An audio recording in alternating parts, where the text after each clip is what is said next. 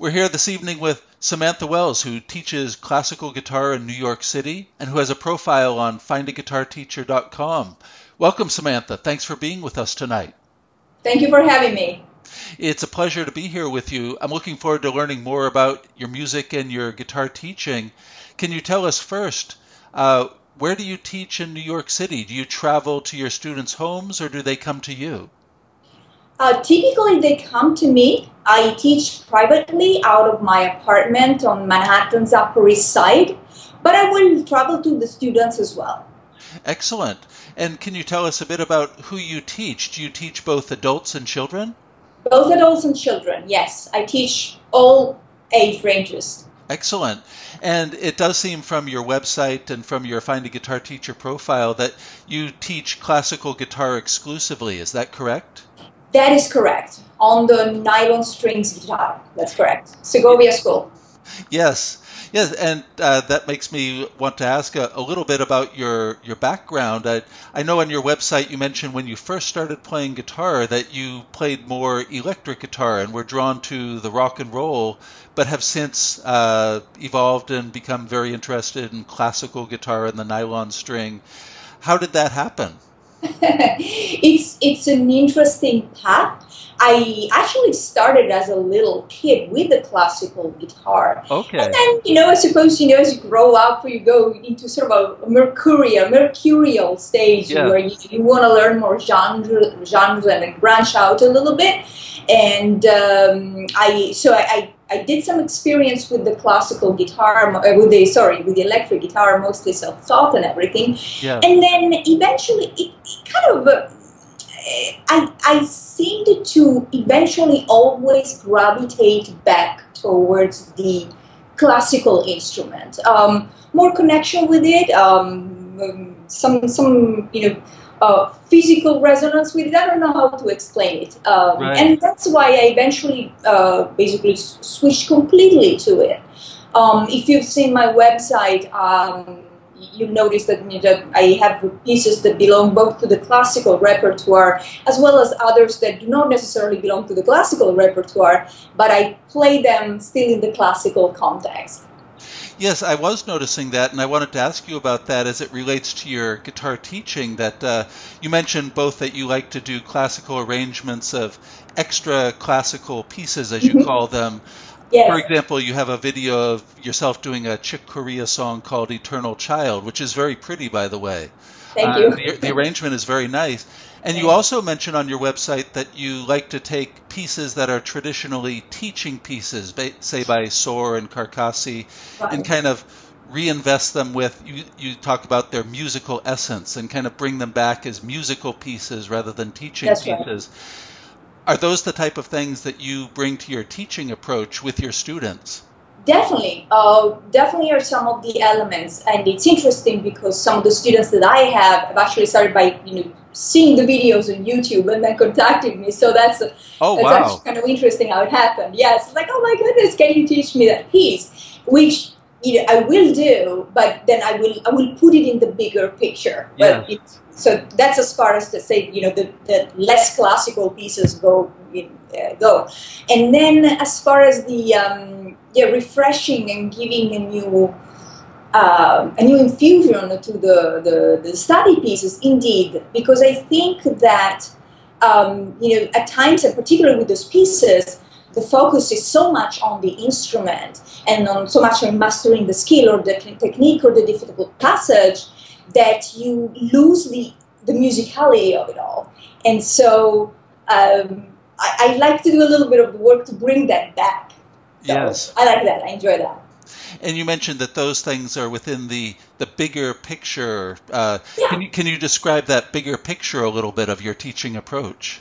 So it's interesting. I like it. There's different aspects to it. In fact, it's funny because I was watching the New York City Marathon today. I know it's completely unrelated, and it's great because you always see these amazing runners. You see like the power, the strength, the endurance, but you also see this great passion, this great enthusiasm, this commitment towards a big challenge. And I feel at times that my approach to teaching is a little bit like that. Like, I want to help you to love those parts in guitar, in learning instrument that can be seen as a challenge and can be seen as a difficulty. Yeah. I think that's a very, very important part of it. I think of it as a, being a little bit the personal trainer for classical guitar, if you will. I like that.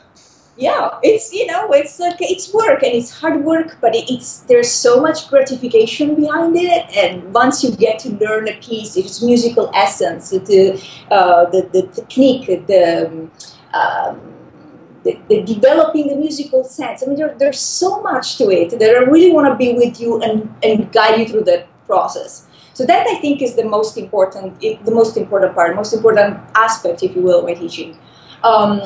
Put everything in the big picture. It means, just think that before the instrument itself, as I said, there's the music. So let's trace a parallel path. Let's learn what's the physical aspect of the instruments. Let's learn it to master it. Let's learn it to learn to do the scale and do the very complicated parts and whatnot. But also, let's not forget, what are we doing with that? The instruments is but a channel for the music. Let's learn to channel the music. That's the big picture. I mean, we're just instruments for the music. Does it make sense? It makes perfect sense. And when you were talking, it also reminded me of something you say on your Find a Guitar Teacher profile. When you answer the question, like, what is your ideal student?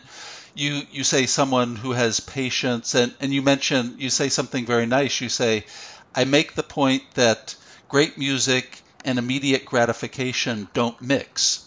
So it sounds like you are interested in showing students the passion, but also showing them how that it is a long-term process to learn the guitar too.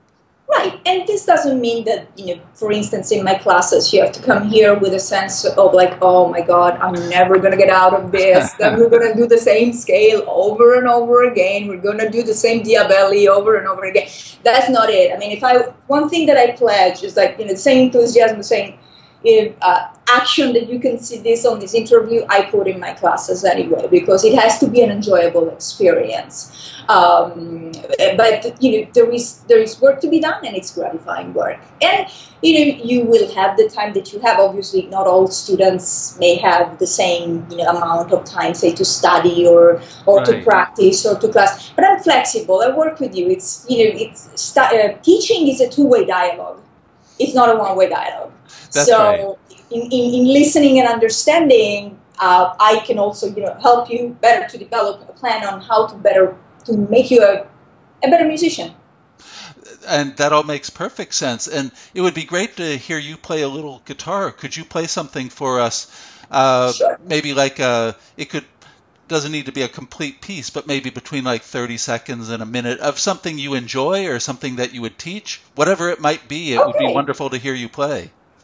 You know what? I was actually, why don't we do a little bit of, let's do maybe a little sampler. I was actually fine-tuning these days a beautiful, beautiful prelude by Manuel Ponce, number 6. And one thing that's so lovely about Ponce is that it's got these little gems of preludes. They're like, they're like haikus. They say everything. Oh, really? Little. They're pretty amazing. So it's as I said, still in the fine-tuning process. Sometimes you just have to review stuff, and but it's pretty. That would be wonderful. Let's see. If you just give me a second, because I recently changed my strings, and that's the thing about new strings, is that you have to stay on them for a while. Yes, indeed.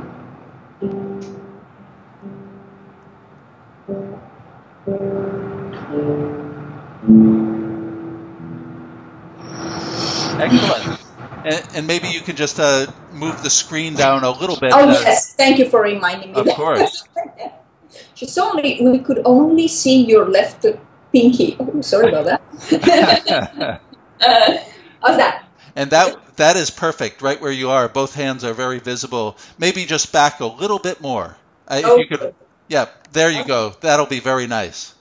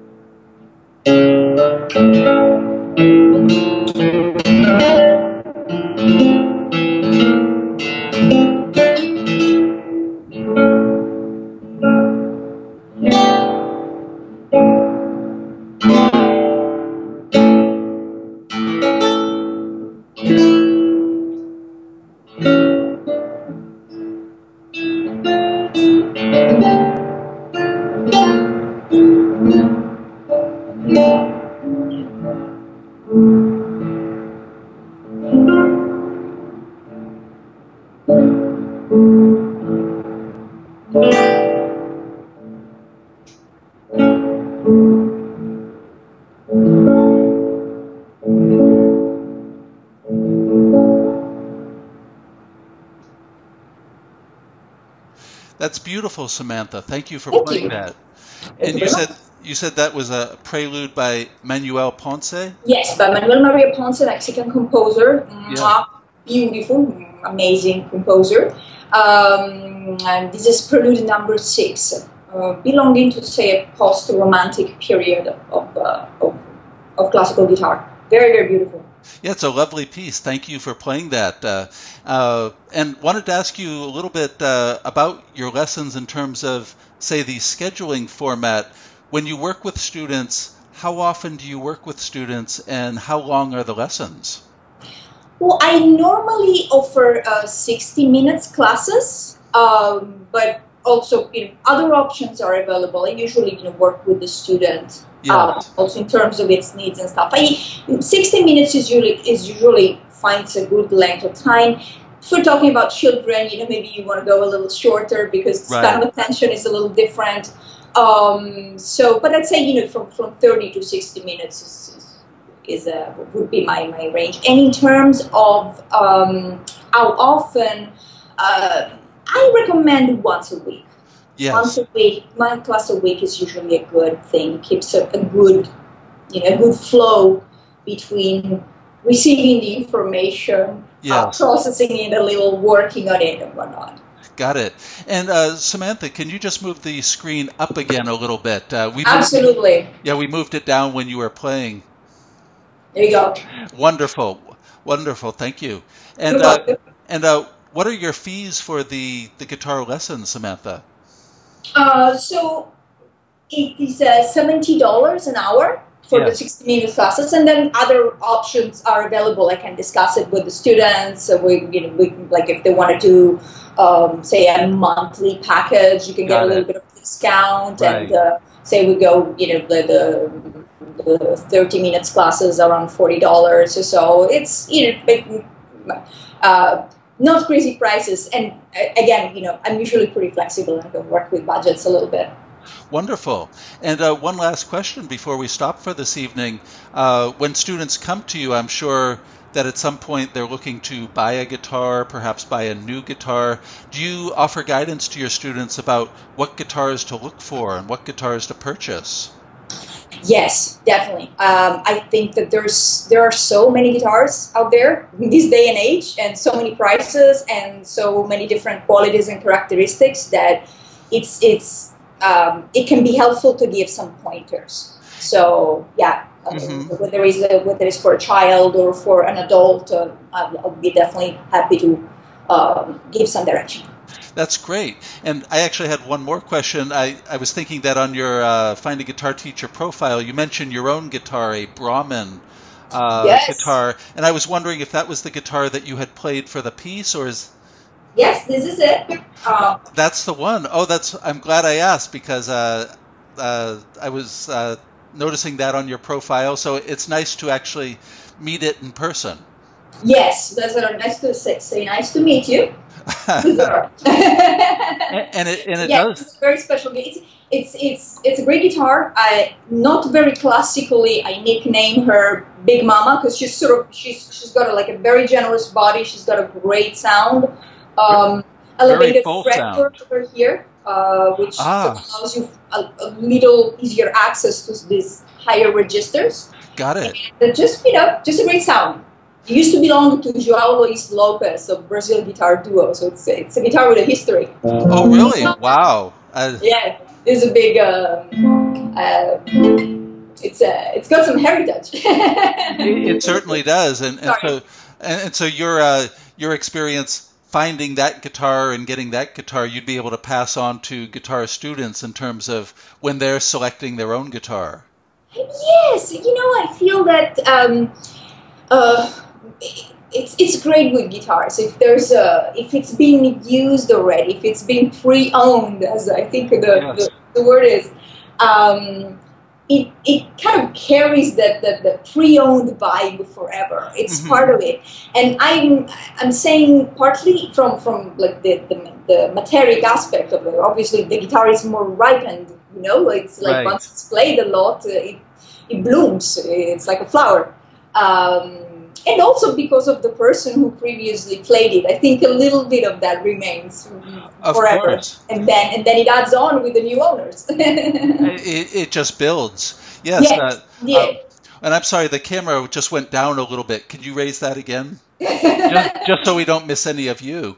Well, Samantha Wells, I want to thank you so much for taking the time this evening on a Sunday evening, New York Marathon Sunday evening, to speak with us about your guitar teaching. It's really wonderful to meet you and to learn more about your music and your guitar playing and your guitar teaching in general.